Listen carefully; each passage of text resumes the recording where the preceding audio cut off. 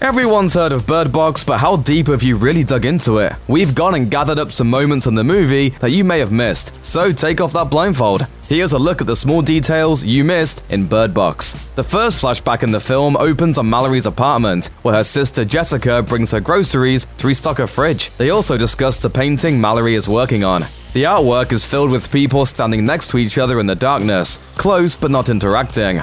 Before we even get to know her, it's a telling clue to Malorie's mindset. The painting reflects Malorie's fears that she won't be able to form a loving attachment with her unborn child, foreshadowing her later struggles with a nameless boy and girl. It also suggests a bigger impending problem of being isolated from civilization in a world ravaged by monsters. I see a whole bunch of people sitting together, but they all feel incredibly lonely. Loneliness is just incidental. It's really about people's inability to connect.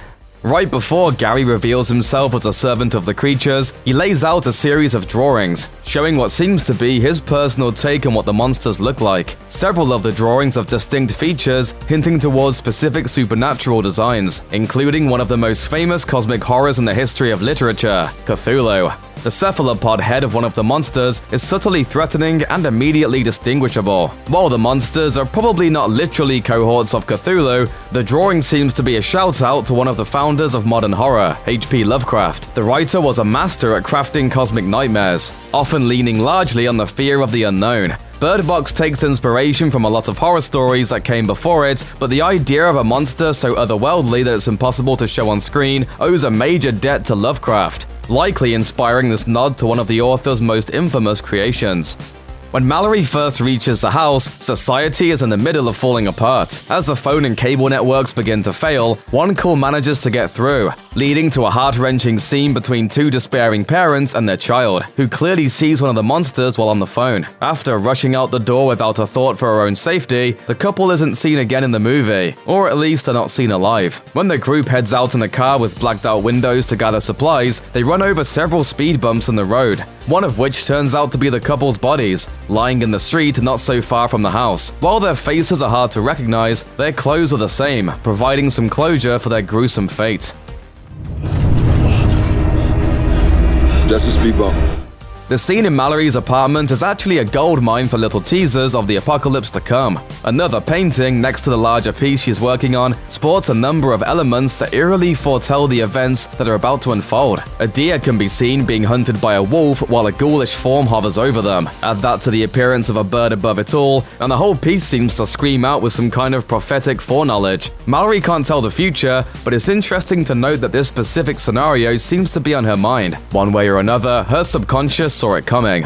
Sandra Bullock carries Bird Box on her shoulders, but she's helped by some stellar supporting actors, including John Malkovich, who plays the abrasive Douglas, who wants to survive at any cost. While Douglas's character was made up for the movie adaptation of the original book, that didn't make him expendable. In fact, he ends up playing a pretty crucial role in saving Malorie and the children's lives. Even though he ultimately becomes a hero, no one really likes Douglas, but you have to give him credit, the man is never wrong. Everything he says ends up happening. He's against his wife leaving the house and she dies. He resists allowing Olympia in, and she ends up letting in Gary. He doesn't trust Gary, and Gary ends up killing people. Even his frivolous lawsuit against his neighbor who wanted to build a glass house ends up being the right call.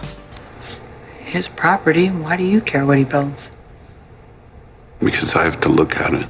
Douglas may have come off as annoying, but you have to admit that he's right. Imagine covering up that many windows with newspapers without getting a glimpse of the monsters. Fat chance.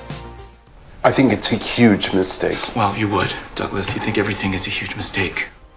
Much of Bird Box revolves around Malorie and her kids taking a desperate trip downriver in a rowboat. The trip takes over 2 days and comes with an incredible number of challenges. Making the feat even more impressive is the fact that the character is fairly new to rowing, only getting better as she goes along. Bullock does a great job showing this evolution of skill, as we see her initially flailing, whipping the oars around, and trying to get her sea legs as she launches the boat. By the end, however, she's seen rowing with focus and determination, like an old pro. It turns out that this wasn't just acting. Bullock actually had no experience rowing when she stepped into the boat, purposefully leaning on her lack of know-how to make her performance more realistic. The river scenes were filmed in order, so her rowing would naturally improve as the movie progressed. You can almost see it as a metaphor for parenting. You kind of just fake it till you make it.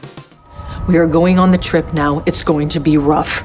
Malorie's paintings really are the gift that just keeps on giving. One extra off-the-wall Easter egg comes in the form of Catfish host Neve Schulman and his wife Laura, who inexplicably appear in one of Malorie's pieces of art. Shortly after the movie came out, Schulman shared a post on Instagram that highlighted the similarities between the artwork and his real life. He wrote, "Bird Box was scary and all, but the creepiest part is how much the couple in Sandra Bullock's painting looks like me and Laura. The resemblance is indeed remarkable." And it didn't take long to find out why. Turns out the resemblance is entirely intentional. In a follow-up post, Schulman admitted he knew more than he was letting on, writing, Okay, we actually know the artist who did the paintings for Bird Box and posed for her. It's a playful touch from artist Lily Morris, putting a bit of a fun spin on a more serious film. Maybe Malorie's just a big Catfish fan.